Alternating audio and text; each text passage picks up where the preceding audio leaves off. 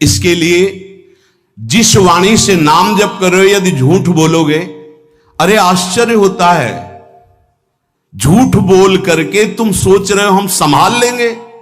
नहीं नहीं, झूठ तुम्हारा नाश कर रहा है, तुम्हें पता नहीं।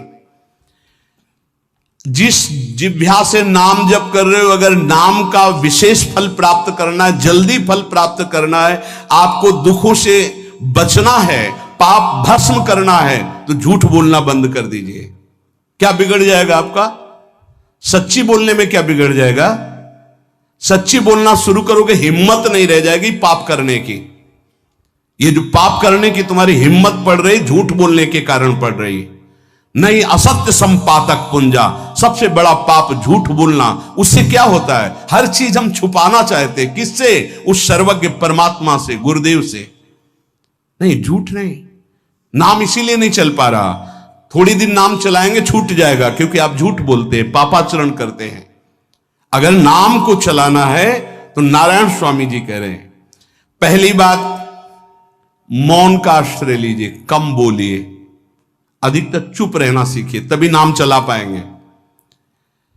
जो कार्य कर रहे हैं आप उस पर ध्यान दें, उस कार्य को एकाग्रता पूर्वक करें, वाणी को मौन रखें, उस वाणी से धीरे धीरे नाम उच्चारण करें। कम से कम 24 घंटे में 4 घंटे मौन का तो सबको अभ्यास कर लेना चाहिए। 24 घंटे में 4 घंटे मौन का। तो ऐसे ऐसे बुद्धिमान हो कहेंगे हम 6 घंटे मौन रहते हैं। कब? बोले जब सोते हैं तब।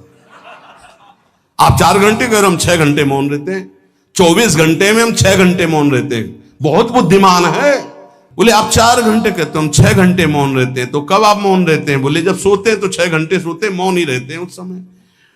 मौन जागृत की कह रहा हूं, 4 घंटे का। नारायण स्वामी के बहुत बड़े महापुरुष हुए, तुम 4 घंटे मौन का अभ्यास करो, ऐसा निकालो 2 घंटे, 2-2 घंटे करके 24 घंटे में 4 घंटे मौन। उस समय हम किसी से बात नहीं करेंगे, नाम जप करेंगे।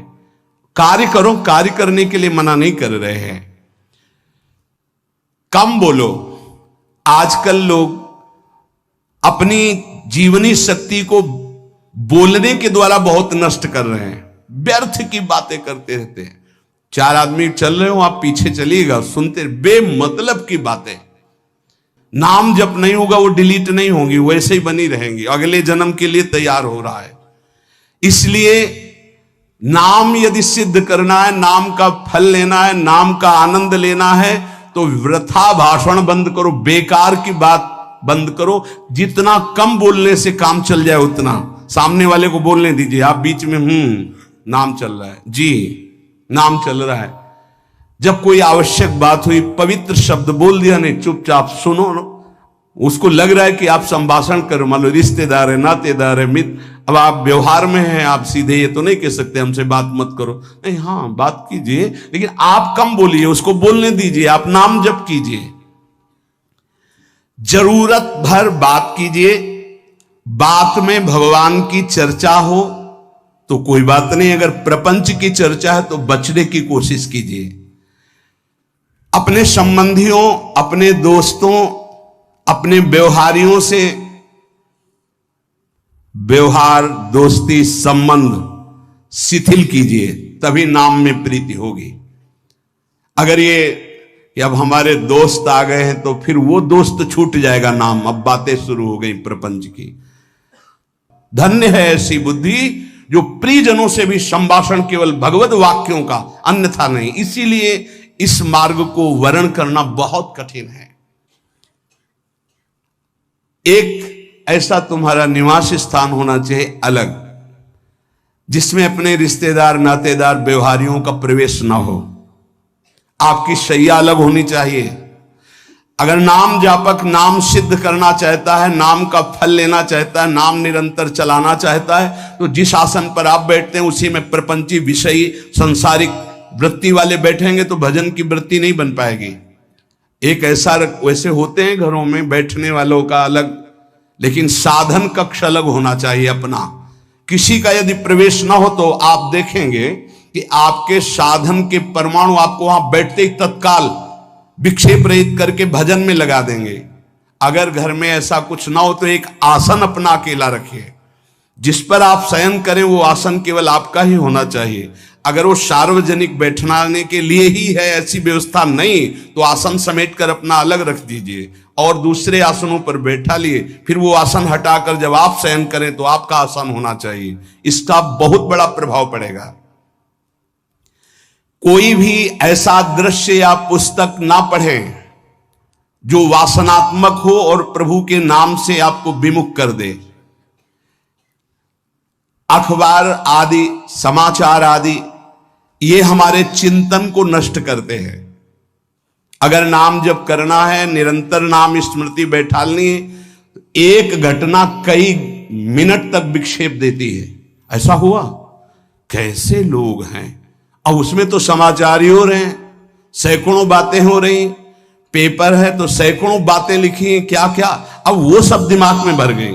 इतना व्यसन है किसी किसी को पेपर पढ़ने का, समाचार पत्र पढ़ने का, कि सुबह होते ही वो विरह में रहते हैं कि पेपर आ जाएगा। आया नहीं, मिला तो ऐसी एकाग्रता से पढ़ते हैं जैसे वेदांत चिंतन करने वाला वेदांत चिंतन। चश्मा लगा, चाय रखी, ठंडी हो रही, उससे मतलब बीच बीच में चाय और चश्मा से और पूरे दिमाग में वही। अब क्या करेगा, जो पढ़ा है उसका चिंतन बनेगा, वही बोला जाएगा। अब जहां चार मिले तो तुम्हें पता है, उत्तर प्रदेश में ये हुआ, मध्य प्रदेश में ये हुआ, चर्चा दिमाग। नाम जापक पूज्य श्री नारायण स्वामी कह रहे, अखबार पढ़ना, दुनिया भर की प्रपंच की जिसमें बातें हैं, ऐसे समाचार, ऐसे टेलीविजन देखना, ये तुम्हारे हृदय में नाम नहीं चलने देंगे, तुम्हारी स्फुरणा को गंदी कर देंगे, बेकार का वक्त खराब होगा।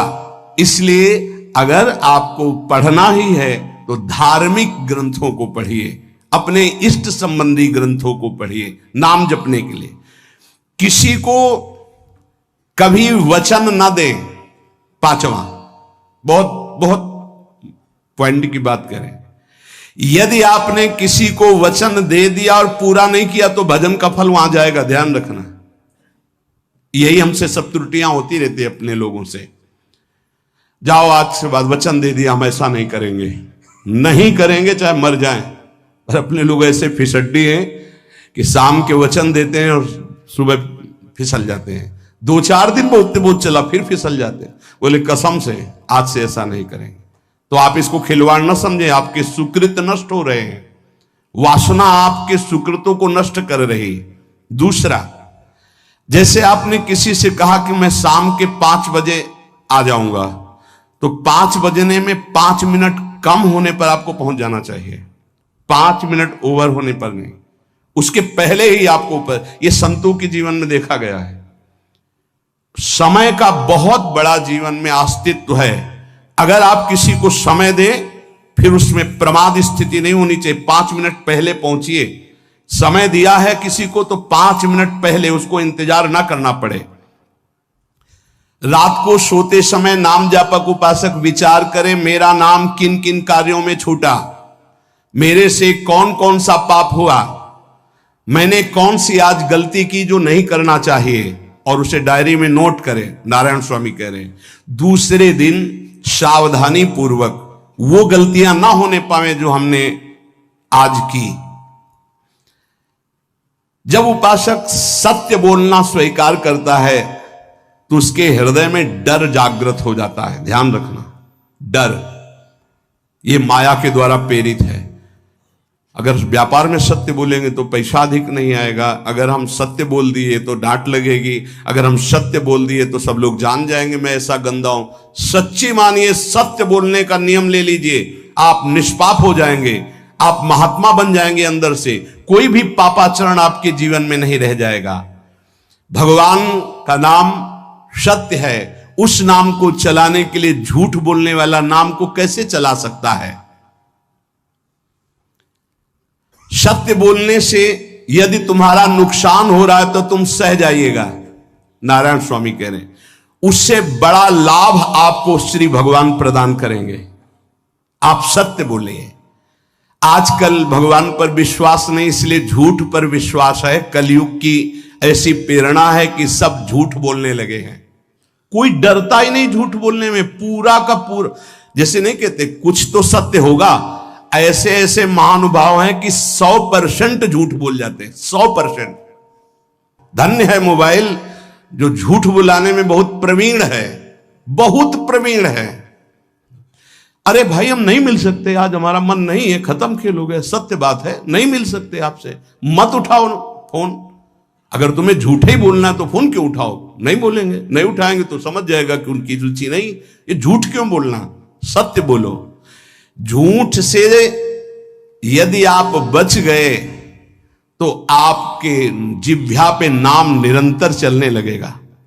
ये झूठ ही नाम नहीं चलने दे रहा। असत्य आचरण, छुपाने की वृत्ति, असत्य भाषण, ये नाम में प्रीति नहीं। किसी को भी फुसलाने के लिए झूठ मत बोलिए। सत्य बोलने का अभ्यास कर लिए तो पापी जीव भी महात्मा बन जाए। सत्य आवश्यक है।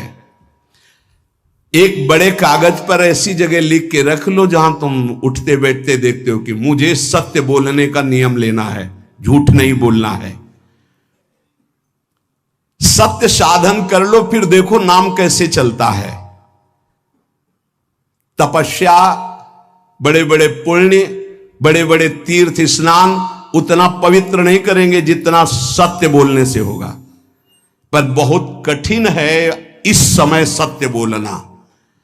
मतलब बात बात पे असत्य का ही वर्ताव हो रहा है, असत्य का अच्छा, ये कोई संसारी आदमी में नहीं, कुछ ऐसे होंगे जो सत्य की वार्ता करते नहीं। प्रायः क्या जाता है, झूठ बोलने में बोल दिया और सामने वाला राजी हो गया, हम निकल गए। लेकिन सत्य ना होने के कारण आप में सत्य आचरण, सत्य स्वरूप भगवान का नाम, भगवान को कहा गया सत्य नारायण, वो नाम नहीं चलेगा। भजन करने का पहला साधन है सत्य बोलना। जबान से सत्य बोला जाए। और भजन की संख्या प्रारंभ में जरूर लेनी चाहिए।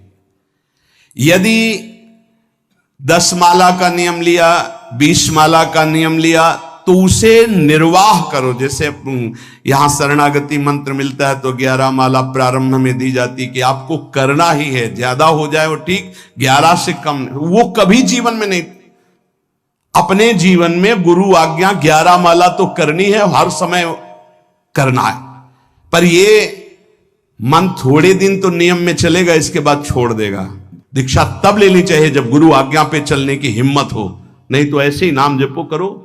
जब नियम मिल गया 11 माला तो चाहे प्राण निकल जाए, हमको 11 माला पूरे करने, प्राण निकलने तक गुरु आज्ञा का पालन करना है।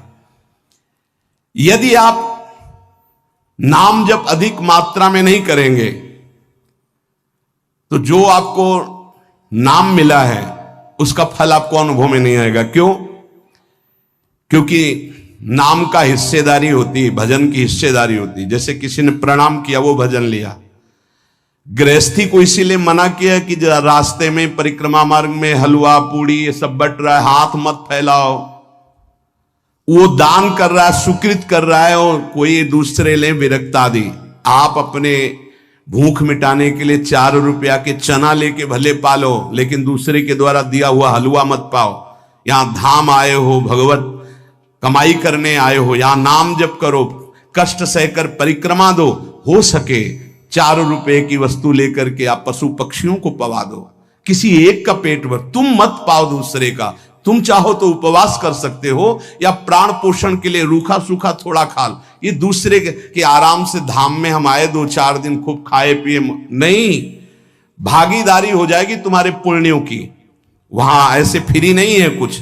भजन का भागीदार राजा भी होता है, जिसके राज्य में रह रहे हैं। जो अन्न देता है वो भजन का, जो वस्त्र देता है वो भजन। इसीलिए गृहस्थ को कहीं कुछ भी स्वीकार नहीं करना चाहिए, ये बहुत ध्यान रखें। अगर आप कहीं तीर्थ साधु आश्रम कहीं जाते हैं, कोशिश कीजिए कि किसी से सेवा ना ले, और अगर सेवा ले तो उसके अनुसार फिर अर्थ दे दे। अगर आपने वहां भोजन पाया, पान पाया, तो उसके अनुसार सोच ले कि अगर हम इतना खरीदते तो कितने का मिलता, वो दे दिया तो आपका भजन बच गया। कभी आपको कोई प्रणाम नमस्कार करे, तत्काल बराबर प्रणाम करो। किसी को अपना भजन का हिस्सेदारी नहीं, सबका मंगल हो। ये भजन जितना बढ़ेगा तो आपको भगवदाकार कर देगा। दिन रात 24 घंटे में 21,600 श्वास चलती है। 21,600 श्वास में 6 घंटा तो सोने के चले जाते, उसमें तो चेतना नहीं रहती। अब हमको अगर 21,600 नाम हमको जपने को मिल जाए तो हमारी हर श्वास सार्थक हो जाए। जो हम 5-6 घंटा सोते हैं उसमें जिनका अभ्यास है तो बात अलग है, नहीं तो वो व्यर्थ जाती है। तो हमें एक श्वास में कई नाम जपने का अभ्यास करना चाहिए, जिससे 200 माला फेरने पर ये 21,600 श्वासों की गणना पूरी होती है। अगर हम 200 माला का नियम लें तो इतना हो सकता है। तो हमें लगता है अगर हर समय माला नहीं ले सकते तो श्वास वाली माला बहुत अच्छी रहती है। श्वास में 4 बार खींचो, 4 बार नाम लेते हुए छोड़ो। दूसरा साधन, एक छोटी माला ले ले, जो आजकल तो काउंटर चला है। काउंटर में ज्यादा सुविधा संसार के क्रियाओं में रहने वालों को होती कि क्या अपनी जेब में डाल लिया। तीसरा साधन वो बहुत कठिन है, मन की वृत्ति से नाम जप करना। माला, श्वास और मन की वृत्ति, उसमें श्वास की भी गणना का ध्यान नहीं रहता, उसमें केवल चिंतन होता है, चल रहा है। पर ये आखिरी स्थिति होती, इसी के बाद वो परिपक्व अवस्था होता है। जिह्वा से धीरे धीरे नाम उच्चारण करते हुए ये पहला अभ्यास है। प्रारंभिक को एकदम मानसिक में नहीं पहुंचने की चेष्टा करनी चाहिए, 2-4 नाम के बाद मन प्रपंच में फंसा देगा। दूसरा अभ्यास कंठ से में, जैसे हम जिह्वा से राधा वल्लभ श्री राधा वल्लभ श्री राधा वल्लभ श्री, इसे वाचिक जप कहते हैं। मंत्र नहीं होगा, ऐसे नाम होगा। फिर उपांश ऐसे, फिर कंठ से चलता है, फिर हृदय से चलने लगता है, फिर नाभि से चलता है। जिसका नाभि से चलने लगता है उसका परावाणी के द्वारा भजन, वो सिद्ध पुरुष कहा जाता है। 4 वाणी, परा, पश्यंती, मध्यमा, वैखरी। वैखरी जो बोल रहे हैं, जो कंठ से, फिर हृदय से पश्यंती, परा नाभि से, मूलाधार केंद्र से लेकर के संपूर्ण ब्रह्मांड में इसमें नाम गूंज रहा है, वो सिद्ध पुरुष का होता है। पहला अभ्यास जिह्वा हिला करके शुरू करें, राधा राधा राधा राधा। फिर कंठ से, कभी हमारे सदगुरुदेव भगवान को देखना, अगर कोई आ गया और बातचीत का हुआ तो यहां से तत्काल चलता दिखाई देता है ना, कंठ ऐसे ऐसे हिलने लगता है कंठ। अगर शांत बैठे तो फिर नहीं दिखाई देता। अगर कोई है आसपास तो इतनी तीव्रता लगन होती कि कहीं छूट ना जाए नाम। कंठ से विशिष्ट अभ्यासी का, फिर हृदय से परिपक्व अभ्यासी का, और नाभि से सिद्ध महापुरुष का, परावाणी से चलता है। अगर 1 वर्ष तक जिह्वा से अभ्यास किया जाए, ये मैंने किया है, नारायण स्वामी कहते हैं, तो दूसरे वर्ष में कंठ से प्रारंभ हो जाता है। 2 वर्ष कंठ से चले तो अगला हृदय से प्रारंभ हो जाता है, और हृदय से 3 वर्ष चले तो फिर नाभि से 7 वर्ष में नाम सिद्ध हो जाएगा। अगर नियम पूर्वक झूठ ना बोले, सत्य आचरण करे, ऐसे नाम जप करे। हम ये कहते हैं कि चलो थोड़ा धीमे ही सही, पर 12 वर्ष में तो आपको सिद्ध हो जाना चाहिए। 12 वर्ष, यहां बोले 30 वर्ष के 50 वर्ष हो गए साधन करते हो, ज्यों कहते हो कोई परिवर्तन नहीं। इसका मतलब अंदर से नाम नहीं चलाया जा रहा, नाम में रुचि नहीं। 12 वर्ष में तो वो भगवत साक्षात्कार करके जागृत स्वप्न सुषुप्ति अवस्था पर विजय प्राप्त कर लेता है साधक। ऐसा ही स्वामी जी ने किया।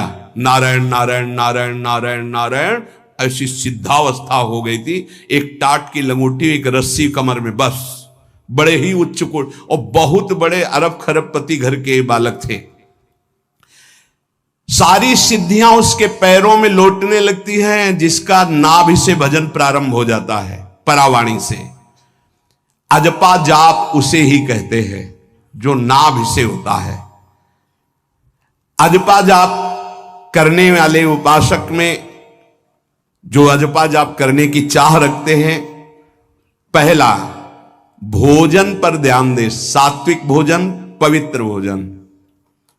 भाई नाम का स्वाद नहीं मिला तो कुछ लोग जो है बहुत प्रसन्न होते हैं जब सांसारिक पदार्थ आता है। बड़ी कृपा श्री ठाकुर जी की रही है कि इस विषय पर जो है बहुत परिपक्व किया है। रोटी नहीं मिली, ये रबड़ी रसगुल्ला की तो बात जाने दो। गंगा का किनारा, गांव में जाना नहीं, जो आकाश वृत्ति से वो आ जाए वही। आप लोगों को तो रोटी तो मिल रही है। पहला नाम सिद्ध करने के लिए भोजन सात्विक और थोड़ा, अगर एक समय पाके निर्वाह कर लो तो अच्छा, नहीं तो 2 समय, 3 समय पाने का तो अधिकार ही नहीं साधक को। भगवान की बड़ी कृपा है, जब भूख थी तब था नहीं, और जब है तो भोजन नहीं पा सकते। वो बड़ा लीला बिहारी है। जब भूख थी तब भोजन नहीं, और जब भोजन है तो नियम कानून इसके लग गए हैं, ये इतना इतना। दूसरा, पहला भोजन पर पवित्र। देखो नाम जप के लिए बहुत आवश्यक है, यही जीवन है कि अगर आप नाम जप करने लगे तो हमारा बोलना, हमारा जीना सार्थक हो जाएगा। अगर नाम जप आपको करना है तो पवित्र भोजन होना चाहिए। 2 टाइम भोजन पाना है तो थोड़ा थोड़ा पाओ, पेट ना भरने पाए, ऐसा ना लगने की वजन बढ़ गया है। वजन बढ़ गया है तो भजन घट गया है, वजन घट गया तो भजन बढ़ गया है। देखो तुम्हारे संसारिक संबंधी माता पिता चाहेंगे कि तुम्हारा चिकना शरीर होना चाहिए, हष्ट पुष्ट होना चाहिए, लेकिन हम चाहेंगे कि तुम्हारा भजन पुष्ट होना चाहिए, भगवदाकार वृत्ति होना चाहिए। शरीर तो आज है, कल नहीं रहेगा, चाहे जितना चिकना कर लो। संसारिक माता पिता के प्यार में और गुरु के प्यार में यही अंतर है। वो आपके स्वरूप को पुष्ट करेगा तो शरीर तो अपने आप, मन प्रसन्न है तो वो स्वस्थ है, अस्वस्थ होने पर भी स्वस्थ है। अगर शरीर स्वस्थ है और काम वासना है, नाना प्रकार की चिंताएं, ये थोड़ी माता पिता दूर कर पाएंगे। वो तो तपस्या और साधना से ही दूर होती है, ध्यान रख लीजिए। अधिक भोजन पाना, शरीर को बहुत पुष्ट बलवान कर लेना, तो हर इंद्रियों को भोग देना पड़ेगा आपको। वो कोई तपस्वी होता है, जो तपस्वी होता है वो संयमी होता है, जो संयमी होता है उसके चर्बी नहीं होती, ध्यान रखना। युक्ताहार विहार से, प्राण पोषण के लिए केवल शरीर में अन्न जाए तब नाम में प्रीति होगी। खाते खाते अनेकों जन्म व्यतीत हो गए, वर्षों व्यतीत हो गए, अरे अब तो भजन कर लो, कहां तक खाओगे? ये नरक कुंड है, डाला विष्ठा बन गया। नींद, एक नियम बना लो कि इतना ही सोना है। पता नहीं सोने में कौन सा सुख, नींद में केवल एक बात का सुख होता है, आपका संसार का चिंतन नहीं होता, तो आप जो शांत रहते हैं वो सुख होता है, लेकिन वो तमोगुणी सुख है। अगर आप जागृत में संसार का चिंतन न होने दें और भगवत चिंतन कर रहे हैं तो आप महापुरुष हो जाएंगे। सो सो के जीवन क्यों बर्बाद करते हैं? एक टाइम रखिए सोने का, बस। ये कोई तुम्हारा सुख नहीं है, ये तमोगुणी सुख है। निद्रा आलस्य प्रमादोत्तम तत्तामस मुदाहृतम। और एक बात समझ लो, यद तज्ञे विस्मि परिणामे अमृतोपमम, जिसमें विष जैसा शुरुआत में लगता है उसका परिणाम अमृत होता है, और जिसकी शुरुआत अमृत जैसी लगती है उसका परिणाम विष होता है। प्रातःकालीन उठ करके सत्संग में आना विष जैसा लगता है, लेकिन उठ के आ रहे हो तो इसका फल अमृत होगा। ब्रह्म मुहूर्त में सो रहे हैं, जीवन बर्बाद कर रहे हैं, अरे ब्रह्म मुहूर्त में उठिए, स्नान कीजिए और सच्चिदानंद भगवान में चित्त को जोड़िए। ये विष जैसा लगता है, परिणाम अमृत जैसा होता है। तीसरा, 24 घंटे में 1 घंटे का तो एकांतवास करना सीख ही लो, चाहे गृहस्थ हो चाहे कोई भी हो। 1 घंटे हमसे कोई बात नहीं करेगा, अपने दरवाजा बंद, थोड़ा 1 घंटे कोई ऐसा समय निकालो जिसमें चित्त को केवल श्री कृष्ण से जोड़ो, प्रियाजू से जोड़ सको। चौथा, विरक्त साधक, तकिया गद्दा, ये सब चीजें अगर लगा के सोओगे तो नाम जप नहीं होगा। देखो, हितधाम में कुशासन और एक ईंट कुशासन के नीचे, सर्दी में ओढ़ने के जो हमारे कंबल थे वो आटे का बोरा बलराम जी ला के दे थे। जीवन को यदि आप कसौटी पे नहीं कसेंगे तो भजन नहीं होने वाला। अब तो शरीर रोग से ग्रसित है, आप चाहे जहां रखो चाहे जैसे रखो, प्रिया जो जाने। जब तक हमें भगवदाकार वृत्ति ना हो जाए तब तक विषयों को स्वीकार नहीं। ऐसे हैं साधक, बड़ा सुख मिलता है। एक ऐसे पड़ा हुआ है आसन, उनके कमरे में जाके देखिए, केवल आसन ही है। कितने ऐसे साधक राधा के कुंज में रहते हैं जिनकी चटाई केवल है, न तकिया है, न गद्दा है, न कोई। उसी चटाई को ऐसे खड़ा कर दिया, बिछा लिया, बस उसी में पड़े, भोजन मिला पा लिया, ऐसे रह रहे हैं। कमरे में देखो जाके तो ऐसा लगेगा कि इसमें कोई रहता ही नहीं, कुछ है ही नहीं, केवल चटाई है। तकिया गद्दा विशेष विलासिता की वस्तुएं तो नाम जप नहीं होने वाला, ध्यान रखना। जहां पड़े आराम से नींद आ जाएगी, सो जाएंगे, और जब तो नींद उतनी आएगी जितनी आवश्यकता है। भजन का खजाना तिजोरी में रखें, कभी किसी से बताएं नहीं कि आपका भजन कितने माला कितना होता है। पूज्य नारायण स्वामी जी कह रहे हैं, भजन को खजाने में रखने का मतलब है लूटने वाले डाकू माया भेजती है, काम क्रोध लोभ मोह मद मत्सर आदि, और प्रिय गृहस्थ भगत आदि। कैसे प्रिय गृहस्थ? स्वामी जी अब ये सब आप ही कहा है, बहुत बीमार है, आप देखना। ठीक है, दूसरे की दुख निवृत्ति करना संत का स्वभाव होता है, पर हम जिस मार्ग के पथिक हैं, हमारा कर्तव्य है। हमारे पास हमारे प्रभु के सिवा कोई नहीं, हमारा जो कुछ है वो प्रभु हैं। ए भैया, जैसा श्री जी चाहेंगे वही सब मंगल करेंगे, ये शब्द होना चाहिए। उससे उसका भी मंगल होगा, आपकी भक्ति पुष्ट होगी। कभी भी जो गृहस्थ में भजन करता है, किसी भी तरह का किसी से भी कोई प्रतिग्रह ना ले। नहीं ले लो, ये लो ही बढ़िया है, रख लो। नहीं महाराज, हमारा ये मार्किन का गमछा ही काफी है हमारे लिए। नहीं नहीं नहीं, ये प्रसाद पाल, हाँ इतना किनका दे दीजिए, भगवत प्रसाद है, ये हमारे लिए पर्याप्त। गृहस्थी में अगर आप भजन करते हैं तो अपने भजन को बचाने के लिए किसी से भी दान पुण्य, किसी का भी बट रहा है वो स्वीकार न करें, किसी से प्रणाम नमस्कार, किसी से अपनी सुविधा सेवा स्वीकार न करें। और जो विरक्त है उसको ध्यान रखना चाहिए कि हमारा जीवन केवल जगत मंगल के लिए विश्वेश्वर भगवान को समर्पित जीवन है। ना हम किसी को शाप दे सकते हैं, ना किसी को वरदान दे सकते हैं।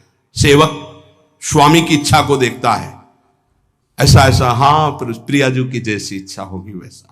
नहीं, आप ऐसा नहीं, प्रियाजू का बस जबान से कभी ना किसी के प्रति शाप का, और ना हरिराम व्यास जी ने कहा है कि शाप और वरदान हमारे स्वामी की, तो हमें हर बार में यही बोलना है, जैसी प्रियाजू की इच्छा, जैसी श्यामाजू की इच्छा। नहीं, आप कुछ कह दीजिए तो राधा राधा राधा, नहीं कैसे मंगल होगा, आशीर्वाद दीजिए राधा राधा राधा, बहुत संभाल के।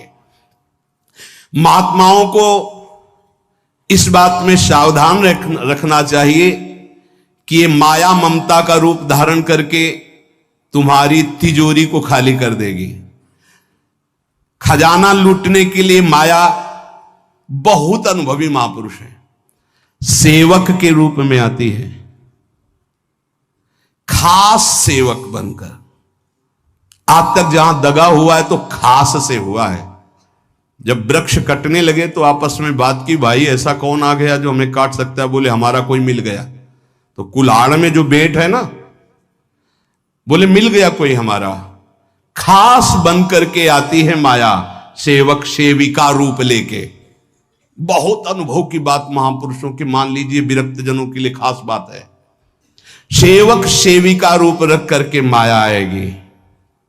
इसके बाद अगर आपने स्वीकार किया, फिर तुम सेवक होगे, वो स्वामी होगी। समझ रहे हो? बहुत अंदर से इस बात को समझ लीजिए। अगर आपको भगवत प्राप्ति करनी है तो जब तक शरीर में श्वास रहे, सेवा मत स्वीकार करना किसी की। कपड़ा धुलाना, खाना पीना, भीख मांग के खाओ, भिक्षा अन्न, या आकाशवृत्ति से जियो, जैसे मना। ना कपड़ा धो पाओ तो उतने पहनो जितना धो पाओ। किसी को अपनी सेवा में प्रवेश मत होने दो। अपने शरीर की सेवा, अपने जीवन की सेवा जब तक श्वास है तब तक स्वयं करो, नहीं तो तब लग जोगी जगत गुरु, जब लग रहे निराश, जब आशा मन में भई, जब गुरु और जोगी दास। इसलिए होश में परमार्थ के पथिक को कभी किसी की सेवा नहीं लेनी चाहिए, कभी किसी को सेवक नहीं बनाना चाहिए। भगवत भाव से नेकी कर दरिया में डाल, उपदेश दे दिया, चल अपने मार्ग में। जीवन की ये बात हमारी अनुभव की मान लीजिए। अगर निर्विघ्न पंथ निर्वाह करना है तो कभी किसी को यहां सेवक न बनाया जाए।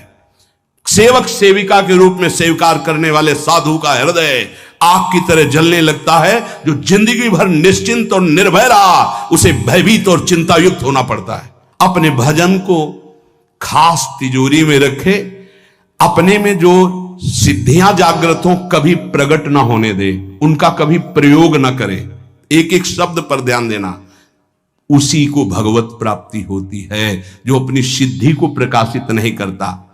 ये माया त्रिशंकु की तरह लटका देती है, न स्वर्ग में न भूमि में।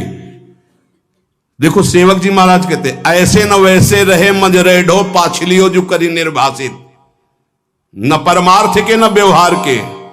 ये गांठ बांध लो, हाथ जोड़ के कह रहा हूं, सेवा के भाव से माया प्रवेश करती है और स्वामी भाव को रौंद करके सेवक बना लेती है। फिर जैसा चाहती वैसा नाच नचाती है, कोई भी हो। इसलिए होश में, यदि भगवत मार्ग में चले हो तो कष्ट सहो, शरीर की स्वयं सेवा करो। सौभाग्य मत मनाओ कि कोई तुम्हारी सेवा कर रहा है, दुर्भाग्य है जो तुम सेवा ले रहे हो। हाँ, अब शरीर इस काबिल नहीं तो श्री जी जैसा जाने वैसा। जब तक पानी उठा के पीने लायक हो तो किसी से पानी मत मांगना, किसी को अपना मत बना लेना। जब तक भगवत साक्षात्कार ना हो किसी को शिष्यत्व में मत स्वीकार कर लेना, नहीं तो बात समझ लेना, आगे खुद आपको समझ में आ जाएगा। किसी भी तरह से अपनी तिजोरी को ना खुलने देना तो भगवत साक्षात्कार हो जाएगा। बोले नहीं हमारा तो परहित की भावना और प्रचार करना है, तो है क्या तुम्हारे पास प्रचार करने के लिए? परहित की भावना के लिए है क्या तुम्हारे पास? जब तक सर्वत्र श्री कृष्ण का अनुभव नहीं हो जाता तब तक उसमें कोई सामर्थ्य नहीं होती। और जब सर्वत्र वासुदेव का अनुभव करता है तो उद्धार किसका करना है? विचार करके देख लीजिए। फिर वो स्वांता सुखाए तुलसी रघुनाथ गाथा। इसलिए भजन के खजाने को बचा के रखो। रूखा सूखा टुकड़ा खा करके गंगा जल यमुना जल का आचमन करके जीना सीखो। अच्छे अच्छे पदार्थ सामने होने पर वही पदार्थ स्वीकार करो जिससे तुम्हारी जिह्वा रुचि ना कर पावे। ये दुष्ट है, इस दुष्ट को दंड दो। नारायण स्वामी जी ने कहा है, आगे हमने कल चिंतन में पढ़ा था, कह रहे हैं कि हमने इसको कैसे वश में किया। जहां गरम जलेबी बनती थी वहां खड़े हो जाते थे, कहते देखो कितनी बड़ी हाल है, नहीं मिलेगी तुझे, चलो। पूरी बाजार में घुमाते थे और कहीं भी इसको नहीं। और अगर संयोग वश साथ मिल जाती थी तो गंगा जल में फेंक देते थे। हरिद्वार में नारायण स्वामी जी गंगा जल में फेंक देते। हाँ बहुत बढ़िया बीठी, ये ले। अपने हृदय को पावन रखने के लिए इसी जन्म में भगवत प्राप्ति के लिए आहार को सुधारा जाए और निरंतर नाम जपने का अभ्यास किया